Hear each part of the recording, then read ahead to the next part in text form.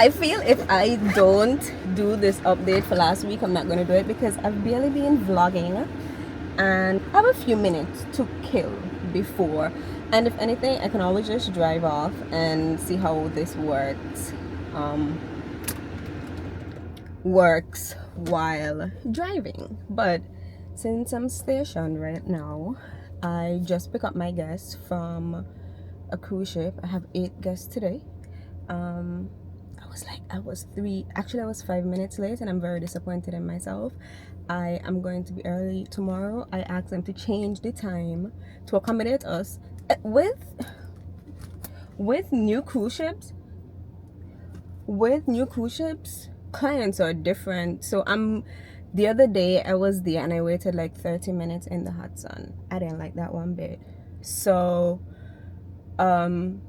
this time I didn't expect them to be early, but they were. So I'm going to do better at that. I think I'm just gonna do a yapping session. The goal of this video though is I want to take away the power from persons that I've given to them, which has contributed a lot to my silence and my fear and my being shy and stuff like that. And so that's where we're going to end the video today.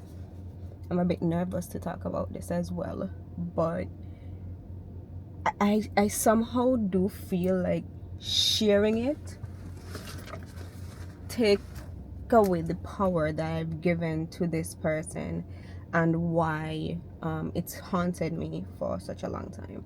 So I actually wrote about this a few days ago and I said this is what I want to talk about this week. I think I share a lot of my not so good days and I don't get to share enough of my good days because it always just feels like things are going so damn bad all the bloody time. I pulled the trigger and I hired a chef, not a cook. A chef, someone with years of experience, and my anxiety is high right now. I told you I'm gonna be honest. My anxiety is high right now because I've hired so many persons and they're just either not up to par. I'm just looking outside at the grass.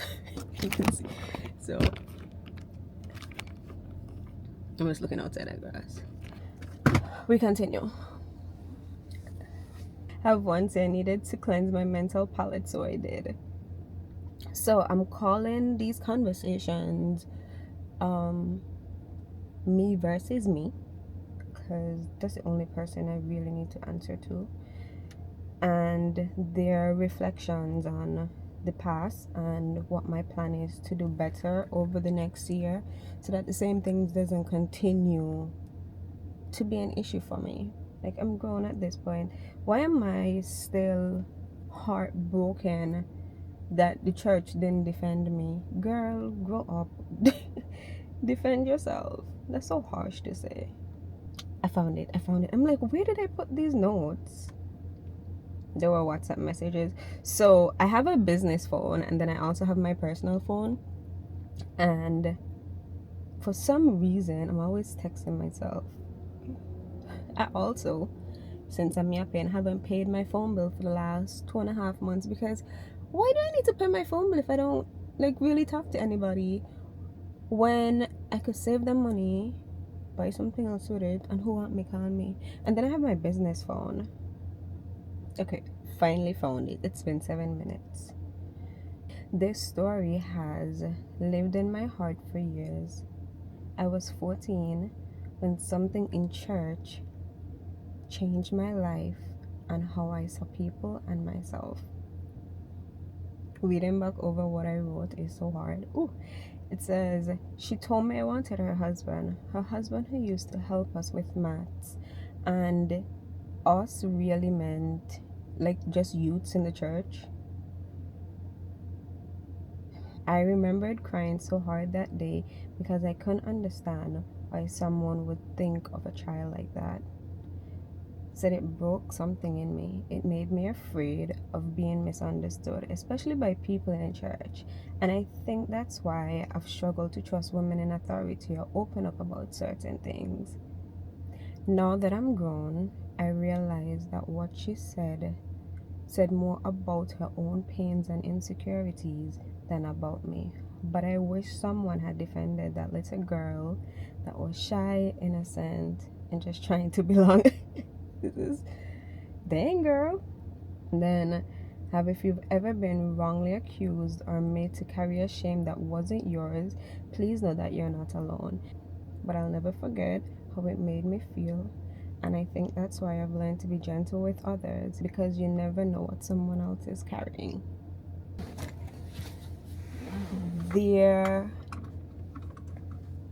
I grew up in a Pentecostal church. Pentecostal church.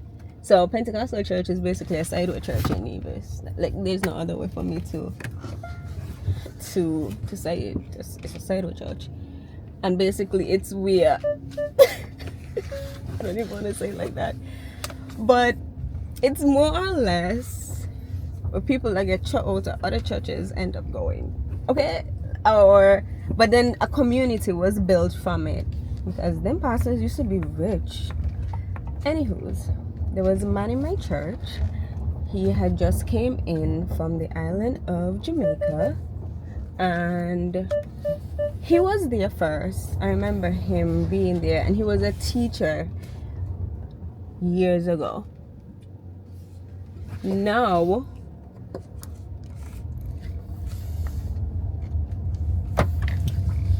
I think he's still a teacher or professor or something like that. But anyways, so he had come in, and my church was filled with Jamaicans. It was a lot of Jamaicans. The pastor was a Jamaican. I'm giving details. The pastor was a Jamaican. The pastor's wife was Jamaican. The deacon was a Jamaican, and no, I don't think the deacon was Jamaican. I think he was Nevisian, but his wife was Jamaican. It was a lot of Jamaicans. Okay, enough Jamaicans. So just know that. And every time, and looking back at it, the church, I don't know how I feel about churches. I don't often go, but I consider myself spiritual, and I'm always grateful for all the things that life has given to me. I need to also add to my to-do list today to get air in my tire. So enough Jamaicans. And I hated that I hated that my church, every time a Jamaican come in, they would get a position. But there were people in there that I think truly and really felt God. I also got very poor, so that tells as well. But truly, like, believed in God and believed in what He offers. We also used to get the Holy Spirit. So, girl, it's that kind of church, okay? And like, there are people to this day that I know, like my mother, has always had like a close connection to God. She's not a perfect Christian, but some of the things that were done to her, madness. Anyways, that's her story to tell. I'm gonna stick to the story at hand here. This specific deacon, or this specific whatever he was, I think he was a deacon, he came in and he was a powerful man of God. I remember him praying for me, and he would always, we used to go to church every single day basically, because there were some days when you would be in church 7 days. Maybe you guys have Saturday, but it was church. Every day is church. Monday, so normally it would be Sunday morning, Sunday night.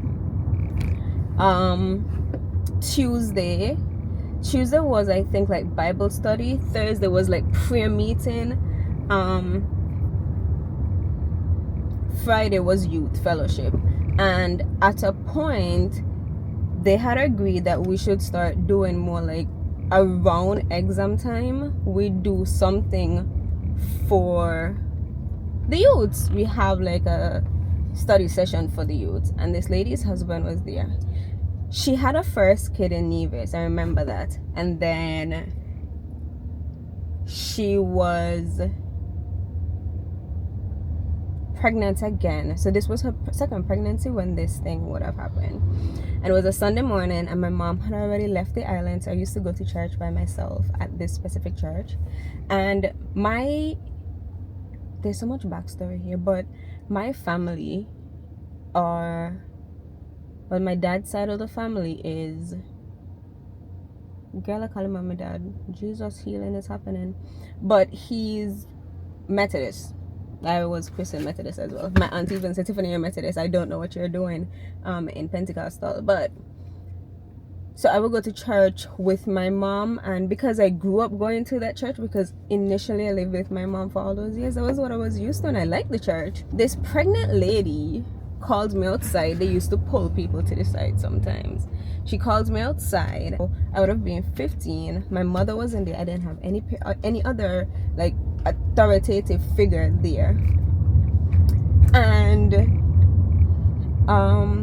she's pregnant and she's emotional, and I'm outside and it's just me and her. And well, I'm saying she's emotional. She really wasn't emotional during this. She was actually very bitchy, if I'm honest. That she sees how I've been watching her husband, and that her husband doesn't want me, and like she better not ever find out that something is going on with me and her husband. I was 15. Where are you going, Mr. Chuckman?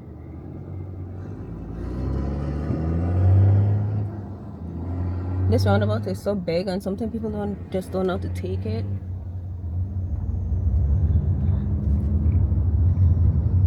Another side note, right? I wish people would stop telling their kids go become a doctor or a nurse, or a lawyer. You know how much Chuckman does make? Moving on to the story. I feel like this is showing how I'm slowly growing and not allowing this to bother me as much anymore, because there was a point in my life where I did. So the lady's outside and she's telling me how she better never find out that there's something going on with me and her husband. And I got so emotional, and I didn't even have time to process. I was just like, why would she be telling me this? Like, in my mind, I feel like, why are you talking to me like this, lady? Like, I like boys, if anything. I don't like men, and what is wrong with you?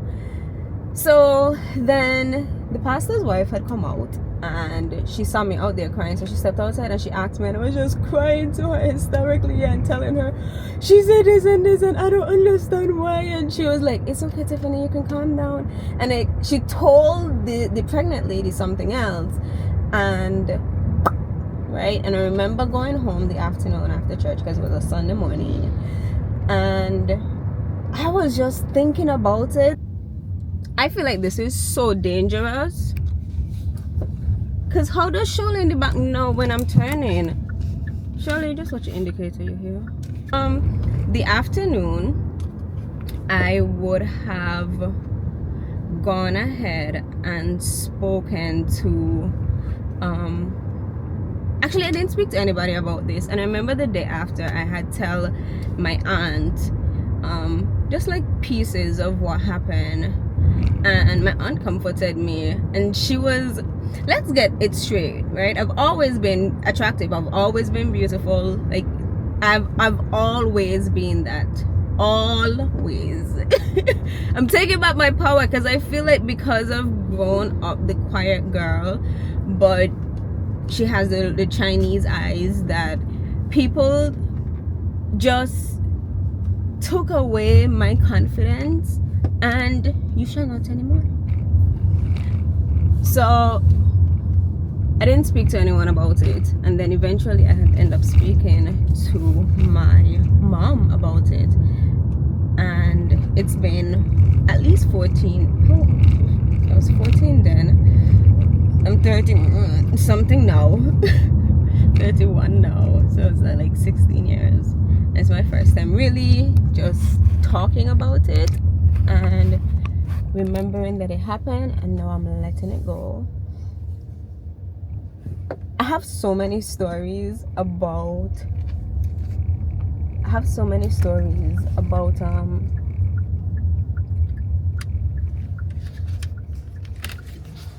church, because so much of my life was in church.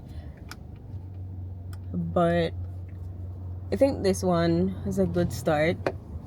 I'm happy I've written about it, I am happy I have also talked about it and will share for my first me versus me conversation.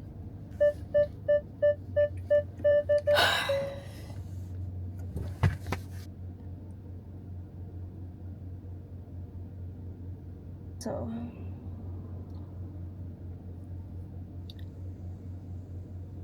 I have a goal to make it to the farm this morning.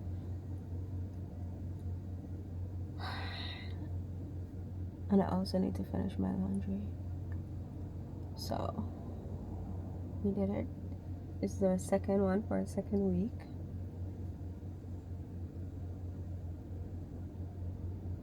This is a nice yap.